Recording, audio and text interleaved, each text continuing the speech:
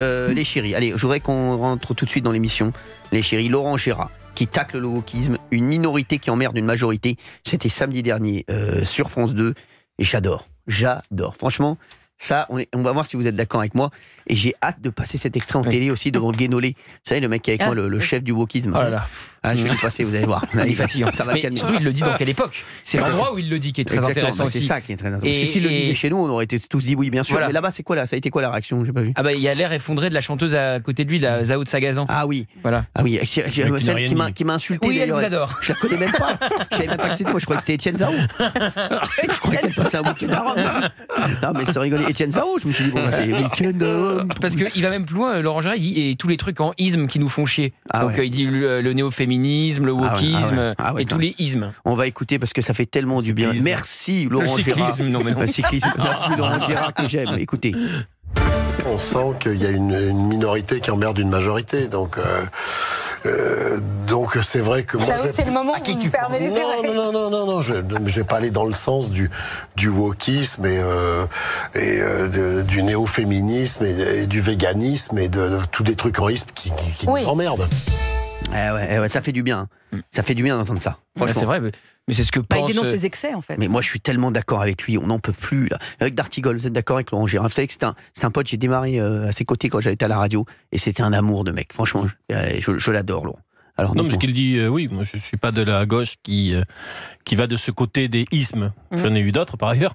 Mais non, c'est une minorité qui pourrit la vie à une majorité, c'est vrai. Mais j'ai le sentiment que la majorité s'en sort pas trop mal quand même.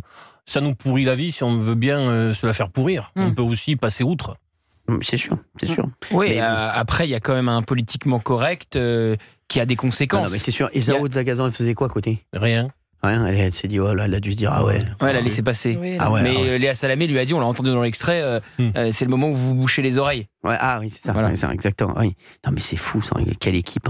Mais quelle équipe. Il est vrai que quand même pour tous les humoristes de France, l'époque a changé et on ne rigole plus avec la même facilité, on ne fait plus tel ou tel type de blague, on s'auto-censure. Le pire, c'est l'autocensure en fait, parce qu'on a peur des conséquences. Enfin, je veux dire, il y a des présenteurs qui ont perdu leur job pour une mauvaise blague. Bien sûr. Tex, c'est son cas. Du jour au lendemain, il a été viré pour une mauvaise blague.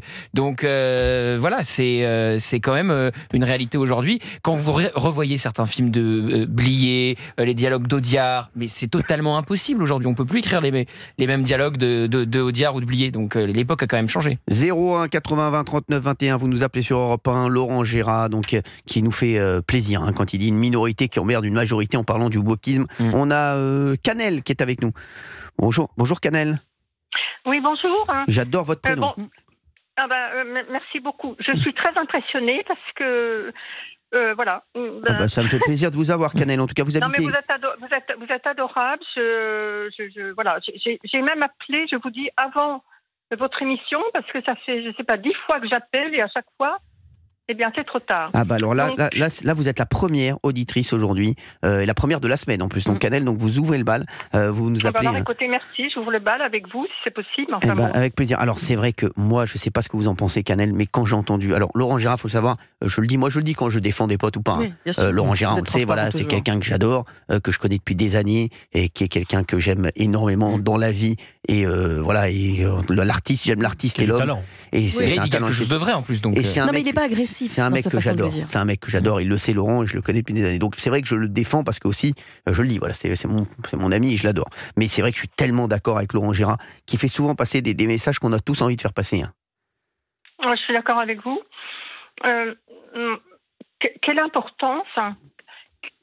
l'importance de savoir ce que pense telle personne politiquement, quelle est la vie sexuelle ça n'a pas de sens, quoi. Je veux dire, mais au-delà de ça, le wokisme, vous savez, le wokisme, c'est aussi ce professeur que j'ai rencontré dans la rue, qui me dit aujourd'hui, dans un très grand lycée parisien, quand il y a 15 garçons et 10 filles, ou 20 garçons et 10 filles, on nous dit « Ah non, la classe, ça va pas, il faut refaire parce qu'il faut qu'il y ait exactement le même nombre de filles que de garçons. » Alors que c'est des choses auxquelles on ne pensait pas avant. Non, mais je vous dis, on en est là sur le wokisme. Non mais Cyril, le problème c'est complètement aberrant. Moi, j'ai l'impression d'être dans une chorale Ou si vous voulez, pour avoir moi je chante, pour avoir une bonne chorale, il faut avoir 4 pupitres identiques, c'est-à-dire il faut avoir, je dis n'importe quoi, 10 sopranes, 10 altis, 10 ténors et 10 basses. Est-ce que... Non mais je vous dis, et c'est des choses comme ça, parce que c'est des petites choses qu'on ne voit pas, mais qui pourrissent la vie de plein de monde au quotidien. Et plein de gens se disent, on n'en peut plus de cette façon de penser. Et c'est toujours chercher en fait la petite bête, Gauthier Lebret. C'est insupportable. Oui, bien sûr. Et vous savez, je repensais à ça. Même une série culte comme Friends dans les années 90, aujourd'hui vous la faites plus.